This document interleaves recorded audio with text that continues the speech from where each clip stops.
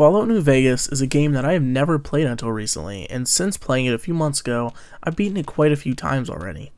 From a standard casual playthrough to only using energy weapons to only melee weapons, I have destroyed the Mojave so badly that it made sense for the NCR troopers to wish for a nuclear winter.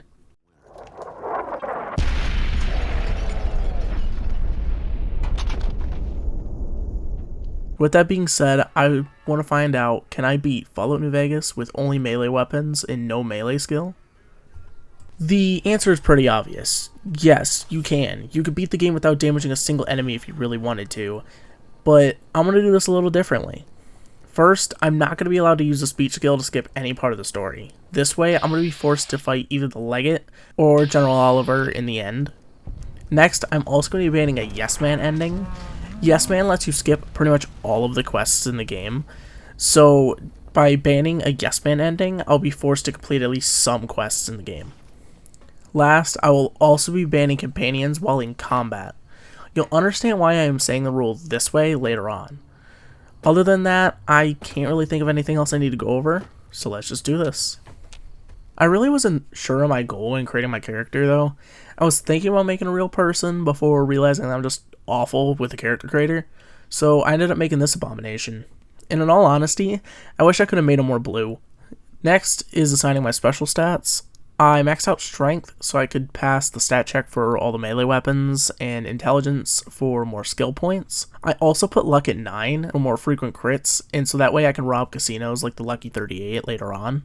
I did have to dump perception and charisma, but I don't foresee myself needing any of the benefits from either stat, so I figured they'd just be the best ones to drop. I just left endurance and agility relatively alone, as I couldn't decide which one would be more important, the health boost from endurance or the sneak boost from agility, so I just kind of left them alone. For my tag skills though, I took barter, medicine, and sneak. The only one you're probably questioning is barter, but you gotta remember that many of the strong melee weapons sold by merchants like the gunrunners are astronomically priced. If I can get my barter up as high as possible as soon as possible, the quicker I'm able to get weapons like the chainsaw and the two-step goodbye. Plus, I really didn't think of any other skill being worth the investment. Although writing this now, I probably should have taken either lockpick, science, or survival, as I can think of many other possible scenarios where they would be leagues more important than barter. My traits I take are good-natured and skilled. There's a glitch with skilled that I'm going to use to further boost my stats later that I'll show you, but good-natured makes a ton of sense because my melee skills already at 0. I won't need the stat to be good anyways, so I might as well get the additional boost to my more useful stats. The first thing I do after leaving Doc Mitchell's house is open up my Steam overlay to look up the console commands because I have absolutely no idea what I'm doing, as I drop my melee skill to 0. Heading over to Chet's, I sell everything except for my metal armor and broad machete. You could argue that using the DLC items is unfair, in which my counterpoint is, did you pay to give me the DLC? Are you the one that came up with these rules? I thought so quit writing that comment, you entitled little bitch. Right away, I just decided to leave Goodsprings. I can't even do the tutorial to set up for the Ghost Town gunfight quest, so there's nothing for me here to do. I do head north into the cemetery to pick up Benny's cigarette butts from my grave, and while leaving town, I perform this glitch. When prompted to rebuild your character before leaving Goodsprings, you can take skilled again, and while it doesn't apply the 10% decrease again, it does boost all of your stats. This means that instead of getting 5 points in every skill, you actually get 10. Now again, it is really strong, but I will need it, because I don't plan on taking the intended path through Prim. I march straight into Cazador Canyon, get stuck, reload, march right back in, get shot at by vipers, chased by fire geckos, and kill some fiends before arriving at Freeside. When I get into Freeside, I'm still missing the caps I need to pass the credit check or buy a passport from Mick and Ralph, and while I could do the King's Quest line to get a free passport, I'm far too lazy to do it. So instead I head into the Atomic Wrangler to wipe them out while gambling. I plan on looting the casinos anyway, so I might as well get the start now. After gambling, I make my way onto the strip and confront Benny. When I enter the tops and look at Benny, I turn gay and tell Swank that I want Benny's ass all to myself in his private suite. Sadly, however, his bodyguards weren't too happy about that, so I ended up killing Benny and his guards out of sexual frustration. With the platinum chip in hand, I'm still not sure which ending I want to do, so I decided to do some side quests. First, I head over to Goodsprings so I can head east to Black Mountain to complete the crazy quest by slowly chipping away at Tabitha with the broad machete. The XP is a nice reward as I did level up. The super sludge was actually what I wanted. I take the time to celebrate by taking out the Brotherhood. This brings up what I mentioned earlier about the companions though. If you try entering the base on your own, you have to deal with Ranger Dobson, but if you pick up Veronica from the 188 trading post, you can get him for free. Another reason why I decided to pick the fight with the Brotherhood now is because I have my science skill high enough that I can use the terminal to turn the turrets against them on the first floor, which leaves only the 2 paladins in McNamara's room and Harden as the only Brotherhood members in power armor.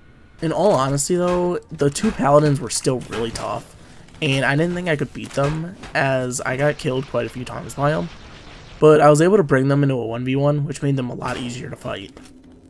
Yeah, the one with the Gauss rifle still gave me troubles, but I was able to take him out after disarming him. After taking out the Brotherhood, I decided to gut the entire base to sell. This took a little over an hour, but it became very worth it after getting not only every attachment for the chainsaw, but also the Gehenna. It's a flaming sword that has a really interesting burn effect, and the reason why I said Gehenna is it is based off of Jewish culture and something in Jerusalem.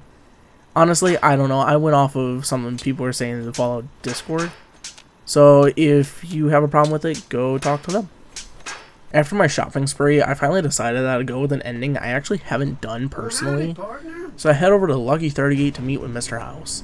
I do have to say that going with House might have been too simple, as a lot of the other quests, like the cons, the white gloves, and protecting Kimball, are all either not required or just not in the quest line. But I've never actually beaten the game with Mr. House, so I run around while he rambles on about the upgrades before making my way to the fort. Before I head to the fort though, I decided to make a couple of pit stops in preparation. First, I travel back to Good Springs and head to Prim. This is where I repair Eddie. While I can't have him follow me, I can make him sit in Johnson Nash's house for all eternity while I get the companion perk. Finding out that this does work, I started researching on who the best companion to get the second perk with would be, and I decided on Raoul. His perk is regular maintenance, which reduces the degradation of my gear by 50%. That will make life a lot easier because then I won't need to rely on weapon repair kits or repair shops like Major Knight at the Mojave Outpost as often, if at all. And speaking on future Willow out of this, I did not go to the Mojave Outpost at all, like for any reason, so this didn't even matter to me. Thankfully, it's super easy as I've already taken care of Tabitha, and all I need to do is deal with a handful of Nightkin. Speaking of the Nightkin though, one actually gave me a heart attack as it bursted through a couple of barrels while running at me as I started on the path toward Cottonwood Cove. I will be completely honest, I've never been jump scared while playing a Fallout game, but I guess there's a first thing for everything, right? I get to the fort and I make a detour to the arena. It gives you some easy XP and I enjoy doing it. The fight against the NCR Ranger was a lot closer than I expected, and it shows just how terrible our offensive power is. I do next to no damage despite the fact that she has no armor.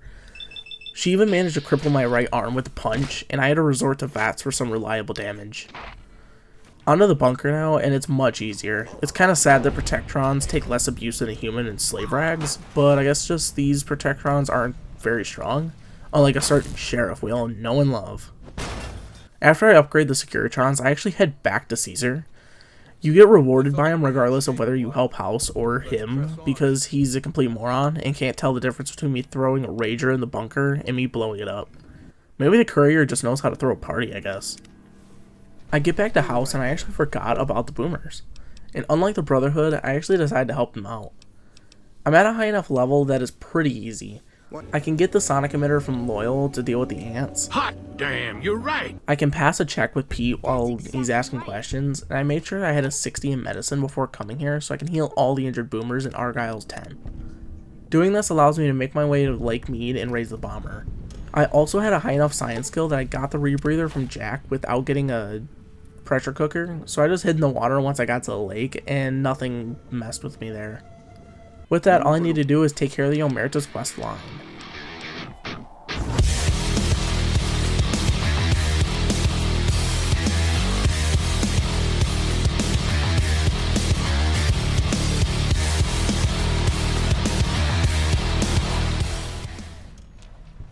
Yeah, the Omertas are not getting the same treatment as the boomers.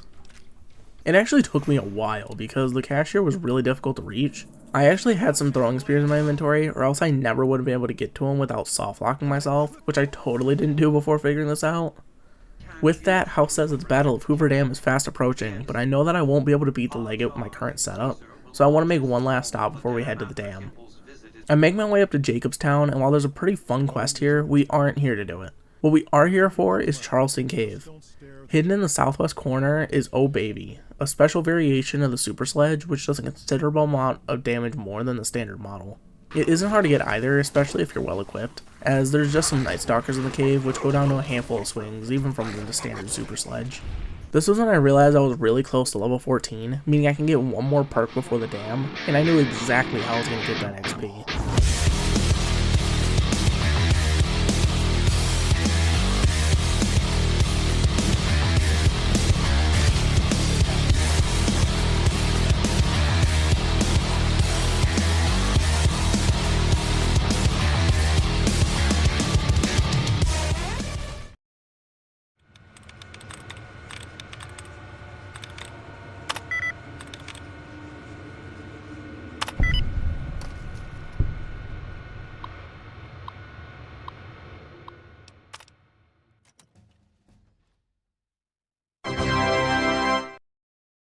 At the dam, I almost failed the challenge, but turned around because dialogue from Raul was going on. Turns out your companions actually teleport to the dam with you, so I just ended up pushing Eddie and Raul to the back of the area where they couldn't attack any enemies and headed down the dam.